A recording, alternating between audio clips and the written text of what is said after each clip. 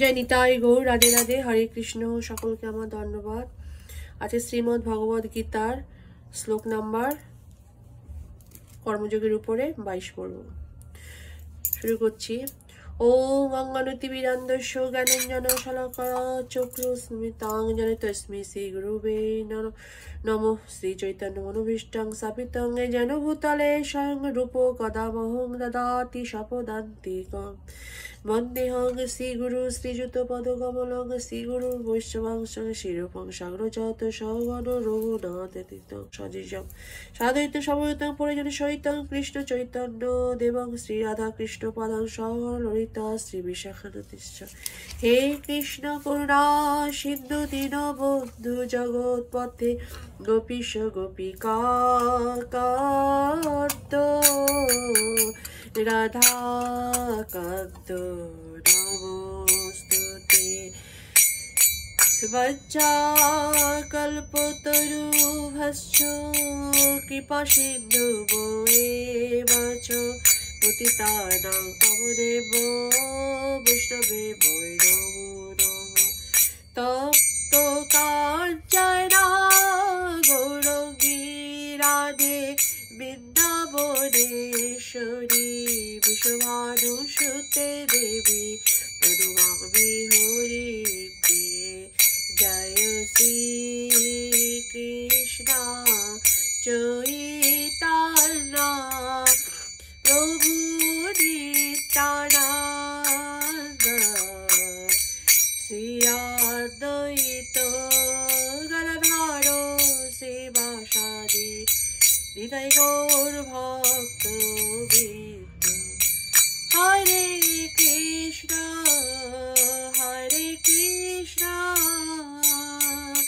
কৃষ্ণ কৃষ্ণ হরে হরে, হরে রাম রাম রাম হরে হরে। শ্লোক নাম্বার 22 কর্মযোগ।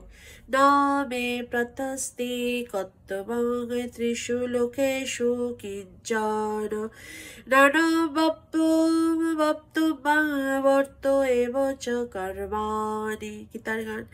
আমারে কর্তব্য নাই কেবল মাঝে, পারতে তুমি জানো কেবা সমতুল্য আছে। কর্তব্য বলিয়া কিছু কথা নাহিব, তথাপি দেখো আমি কর্তব্য বিভোর। অনুবাদ। হে পার্থ, এই জগতে আমার কিছুই কর্তব্য নেই, আমার অপ্রাপ্ত কিছু নেই এবং অপ্রাপ্তব্য কিছু নেই, তবুও আমি কর্মে ব্যাপৃত আছি। তাৎপর্য। বৈদিক শাস্ত্রে পুরুষোত্তম ভগবানের বর্ণনা করে বলা হয়েছে,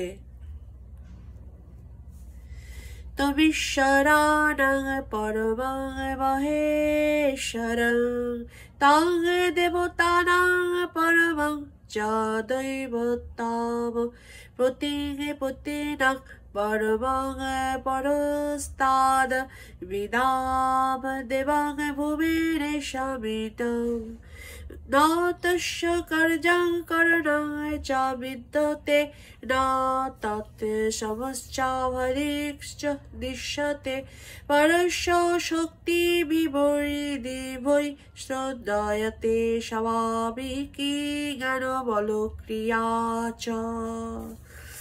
ভগবান হচ্ছেন ঈশ্বরদেরও পরম ঈশ্বর, হরি বল, এবং দেবতাদেরও পরম দেবতা। সকলেরই তার নিয়ন্ত্রণাধীন। তিনি সকলকে ভিন্ন ভিন্ন শক্তি দান করেন। তারা কেউ পরমেশ্বর নয়। তিনি সমস্ত দেবতাদের পূজ্য এবং তিনি হচ্ছে সমস্ত পতিদের পরম পতি। আমাদের পরম পতি হচ্ছে ভগবান শ্রীকৃষ্ণ। তিনি সমস্ত দেবতাদের পূজ্য এবং তিনি হচ্ছেন সমস্ত পতিদের পরম পতি। তিনি হচ্ছেন এই জগতের সমস্ত অধিপতি ও নিয়ন্তার অতীত, সকলের পূজ্য। তার থেকে বড় আর কিছুই নেই। তিনি হচ্ছে সর্ব কারণের কারণ, পরম কারণ। তার দেহ এবং তার আত্মার মধ্যে কোনো পার্থক্য নেই। তিনি হচ্ছে পূর্ণ, তার ইন্দ্রিয়গুলি অপ্রাকৃত। তার প্রতিটি ইন্দ্রিয়ই যে কোনো ইন্দ্রিয়ে কর্ম সাধন করতে পারে, তাই তার থেকে মহৎ তার কেউ নেই, তার সমকক্ষ কেউ নেই। তার শক্তি অসীম ও বহুমুখী, তাই তার সমস্ত কর্ম স্বাভাবিকভাবেই সাধিত হয়ে যায়। শ্বেতসত্র উপনিষদে 6, 7, 8 ভগবান শ্রীকৃষ্ণ হচ্ছেন সমস্ত ঐশ্বর্যের অধীশ্বর এবং তিনিই হচ্ছেন পরম তত্ত্ব, তাই তার কোনো কর্তব্য নেই।